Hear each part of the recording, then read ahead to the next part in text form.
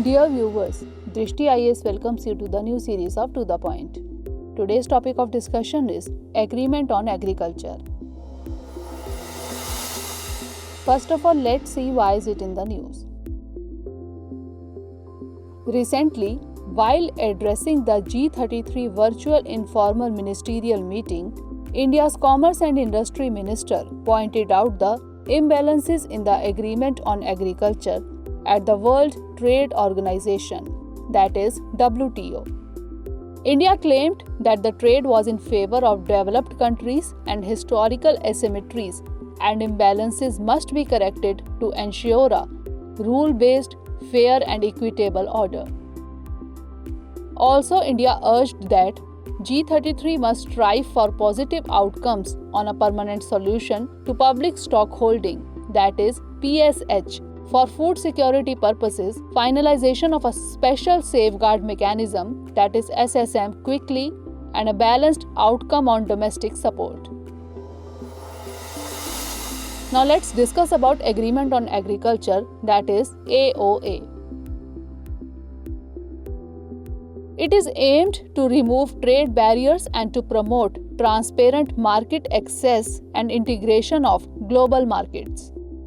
The WTO's Agriculture Committee oversees implementation of the agreement and provides a forum for members to address related concerns.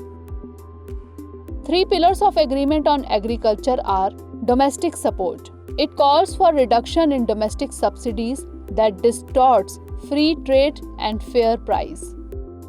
Under this provision, the aggregate measurement of support, that is AMS, is to be reduced by 20% over a period of 6 years by developed countries and 13% over a period of 10 years by developing countries.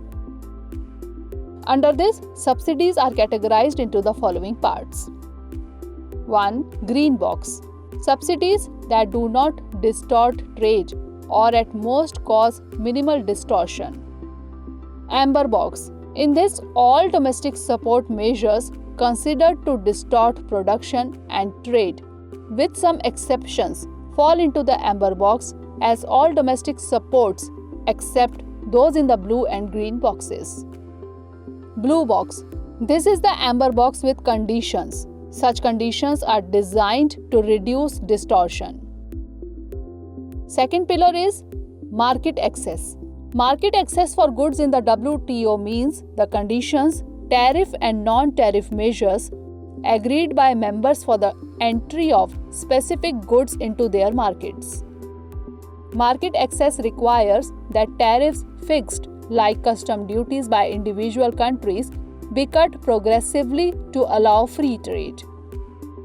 It also required countries to remove non-tariff barriers and convert them to tariff duties. Third pillar is export subsidy. Subsidy on inputs of agriculture, making export cheaper, or other incentives for imports such as import duty, remission, etc. are included under export subsidies. These can result in dumping of highly subsidized and cheap products in other countries and damage the domestic agriculture sector of other countries. Now moving on to the information about G33 group. It is a forum of developing countries formed during the Cancun Ministerial Conference of the WTO. It aims to protect the interest of the developing countries in agricultural trade negotiations. India is a part of the G33, which is a group of 47 developing and least developed countries. The G33 has proposed special rules for developing countries at WTO negotiations, like allowing them to continue to restrict access to their agricultural markets. Now shifting towards the World Trade Organization, that is WTO. WTO came into being in 1995. The WTO is the successor to the General Agreement on Tariffs and Trade, that is GATT, established in the wake of the Second World War. Its objective is to help trade flow smoothly, freely and predictably. There are 164 members in WTO. The current set is largely the outcome of the 1986 to 94 Uruguay round negotiations, which included a major revision of the original GATT. The Secretariat of World Trade Organization is Geneva, Switzerland. Other mechanisms of WTO are as follows: trade-related aspects of intellectual property rights, that is TRIPS, Trade Facilitation Agreement, General Agreement on Trade in Services, that is GATS, and Trade Policy Review Mechanism. Now moving on to the prelims-based question. Consider the following statement or statements regarding G33 group. 1. It is a forum of developing countries formed during the Cancun Ministerial Conference of the WTO. 2. It aims to protect the interest of the developing countries in agricultural trade negotiations. Which of the statement or statements given above is or are correct? A. 1 only, B. 2 only, C. both 1 and 2, or D. neither 1 nor 2. Send the answer of this question in the comment section. Stay tuned for the next episode.